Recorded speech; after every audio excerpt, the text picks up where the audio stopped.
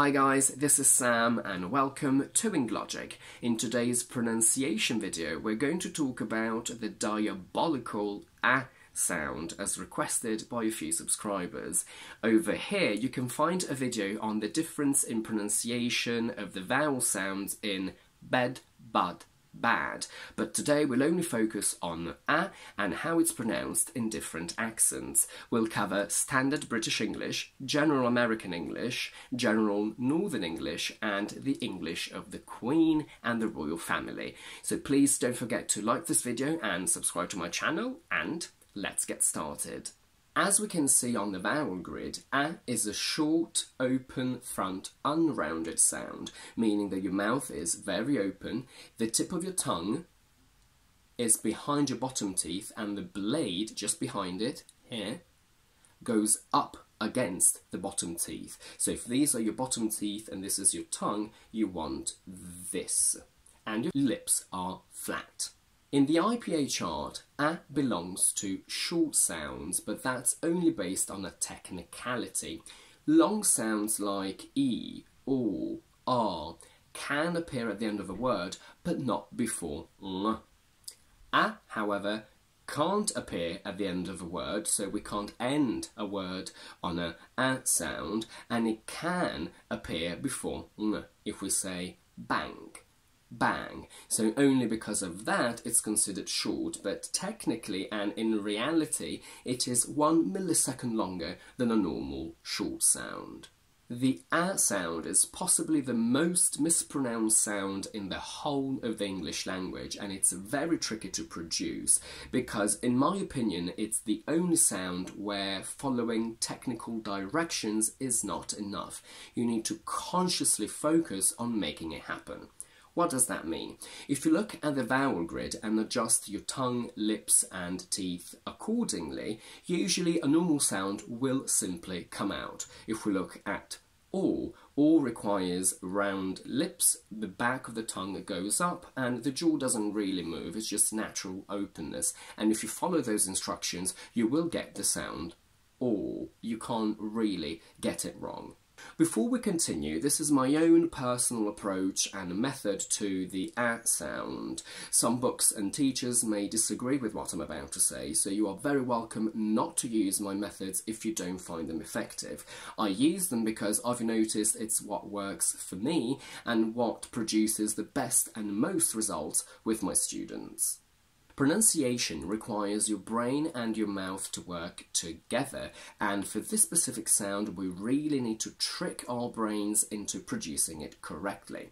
Technically, English doesn't have nasal vowels, we only have nasal consonants, but I see this sound as the exception because if you simply follow the instructions given by the vowel grid, you will get a very open sound. So if you open your mouth a lot, you place your tongue against your teeth like that, and with flat lips you just get which is not which is exactly what we want. In my opinion, the difference between the from cup and the from cap is that quacks like a duck, quack, quack, quack, or a buzzer, and you need to consciously bring this quackiness into the sound. Your body will not do it automatically. The quackiness needs to be at the front of your nose, not at the back, otherwise you go French, As a mental image, you can think of it as coming from here, between your nose and your top lip. This is just a mental image, it's not coming from here. It's just a way to trick your brain. Following the idea of the quack of a duck, quack, quack, quack, and the instructions of a vowel grid, so this is the position that you need to take, we get by pushing the sound into your nose here, and you can also hold your nose. I know that in some languages ducks don't quack, but they quack, quack, quack. So if that doesn't work, always think of a buzzer. So basically in English we think of the from cup and we quack it in the nose to get cap. Another trick to get a good which may or may not work for you, is this. If we look at the vowel grid, we can see that the from bed is basically produced the same way as the from bad. The only difference is the openness of the mouth and obviously the quackiness that we have in the from bad but not in the from bed.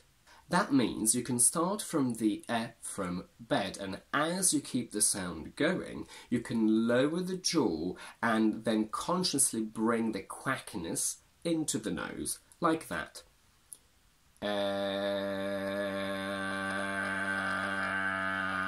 The main problem with most foreigners is that they don't quack the sound in the nose, and in order to practice that, we're going to surround with other nasal sounds, and then we will slowly remove them to see if we can keep the in the nose on its own.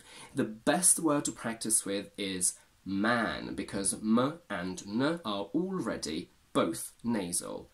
Man, and then we remove the n. Mad. Sam, and then we have cat with no nasal sounds around It's very important to notice that in normal speech we don't quack as much as I am teaching you to quack right now. We're only trying to find a way to trick our brains into producing the sound correctly, but when you speak normally, your mind and body will automatically find a happy medium for you to produce a normal human sound. The main difference between British English and Standard American, for me, is that we think of the from bud and we quack it in the nose to get bad. They think of the from bed instead, and they quack it in the nose to get bad. With this in mind, let's practice both versions of the same word, British and American. Cap, cap. Sam, Sam. Man, man. Gather, gather. Sad, sad. Cat, cat. Have, have. Actor, actor. What's interesting to notice is that between the words bed, bud, bad, some of these are more easily confused than others, depending on the accent. In British, it's very common for foreigners to confuse bud and bad, because they're very similar, but not bed, because it's fairly different. In American, however, bed and bed sound very similar, unlike bud. Every foreign language pronounces the sound differently, and sometimes we can understand something different or something completely wrong. Let's have a look at the words Sam, cat and that. In Italian, doesn't exist, so the closest sound that they can produce is from bed. So they would call me sem. They would say ket and that. And none of these words exists. Spanish transforms into so they would call me some, which is a word, but I understand either S-O-M-E or S-U-M. I don't understand my name. Instead of cat, they would say cut, and I understand cut. And they would say that instead of that. Now, I am not really good at speaking a general northern accent from England, so I'll do my best here. But as a general rule, they transform into which I find to be much shorter and more explosive. It's not quacky, and it's further back inside the mouth. Going from Standard English to Northern English, we have Sam, Sam, that, that. Hat, hat. You might be thinking that since in Northern English we say something like cat to talk about the animal, it's very easy to confuse it with the verb to cut. But that's actually not true, because in general Northern English, the sound turns into something like a u or u. So my name would be Sam, and S-O-M-E would be sum. We have cat as the animal, and then cut as the verb. It's now time to talk about the pronunciation of the sound of the Queen and the royal family in general. They speak heightened RP, it's extreme RP, and it's an accent that basically only they speak. You wouldn't really hear it on the streets here. What I'm about to tell you is based on my personal studies and what I could come up with by watching shows like The Crown and Cruella, which I highly recommend. From what I could gather, instead of pronouncing they pronounce a slightly longer sound from bed. So whilst I say Sam, they would say sem, cat, ket, that, hat, het. I'll now try to pronounce a few words in all the 4 accents that we've just covered. We're going to go from Standard English to General American to General Northern, and to then end on Heightened RP. So my name would be Sam, Sam, Sam, sem, cat, ket, cat, ket, actor, actor, actor, actor. That's it for today. If you like this video, please don't forget to give it a thumbs up and to subscribe to my channel down below.